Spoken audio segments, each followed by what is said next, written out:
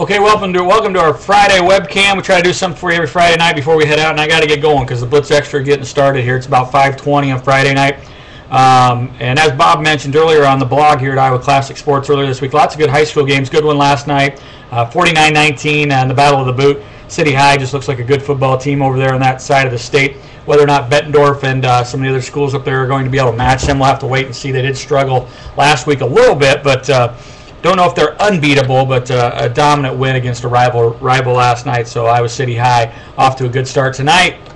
Interesting key games. Some of the big-time schools should be okay, but Ottumwa at Ankeny. We'll find out exactly how experienced this Ottumwa team is and if this is the kind of football game they're ready to step up with, and a time for the seniors to grow up here over at Ankeny. So that's a big game tonight. Coach Pizzetti, see how Jeripaw does as Ottumwa comes to town. Johnston, Marshalltown.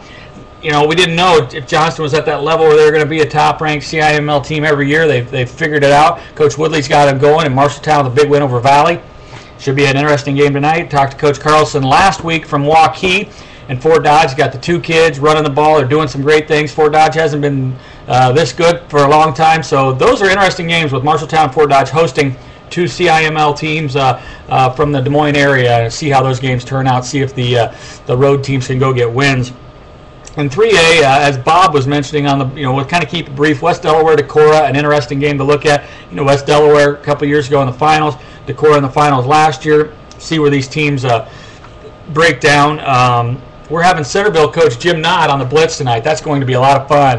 The former triple option quarterback there at Iowa State. Centerville coming up to play Carlisle tonight. You'd think they'd take care of business after that emotional win over Pella, though. Have to keep things in line to get Carlisle tonight, and they're going to be up in West Des Moines tonight. Have Coach on. That'll be a lot of fun. Speaking of ISU, they got to have it, don't they? I mean, over at Kent State, just played terrible. Last time they had a road game 2 years ago against a team like this. Iowa State's got to have it. Something's got to change there. Go Coach Rhodes. Hope things work out well for you. Tonight, our Blitz Extra, we are going to PCM at CMB, so that should be a lot of fun. Right now, CMB is doing a good job there. Everybody thinks maybe a team that throws the ball all over, but if you look at it, the Schmidt kid and the Benton kid have both run the ball really well. Their quarterback, Parker Murphy, seems to be a kid who can run and throw. So I talked to both coaches a little bit before this tonight, and didn't get a chance to talk to Coach Dars at PCM, but they're a 1-2 team, but they're a team with lots of athleticism and still should be a favorite in that district. So it should be a good matchup. Gilson and Burns for the Mustangs going over there, so we're looking forward to that one. Other 2A games, how good's Boyden Hall Rock Valley? Do they think they can last? We'll find out tonight. We'll see if CLR, if George Little Rock, the proud team up there that's been to the finals the last 3 years, has still getting better, and if they're going to defend their honor tonight. Boyden Hall, people think that they're the team. That's a one to watch. 1A, our West Branch team that we've been following close this year, playing pretty good, took care of Eddyville last night.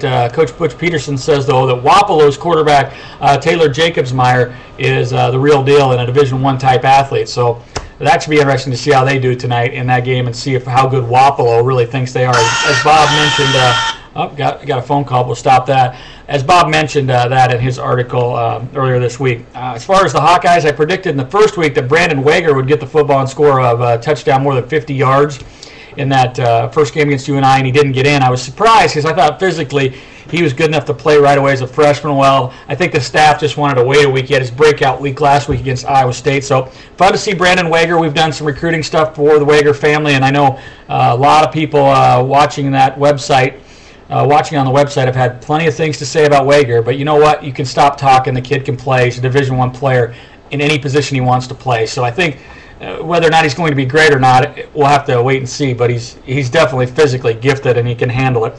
The defense, Iowa this week probably has to play well. Probably the key, Arizona hasn't run a road game in forever, so Hawks should roll. So that'll do it for this week. We'll be back and give you some information. Our Blitz Extra tonight is really neat if you watch it. It's Ankeny Christian Academy against Lennox last week. It's a lot of fun to watch, so keep an eye on that one and enjoy it. It'll be on right after the Blitz at 11. And don't forget, our DVDs, Touchdown the Heartland, are on sale this week at Casey's stores. So get out there and check in. Portions of the proceeds going to the Ed Thomas Foundation.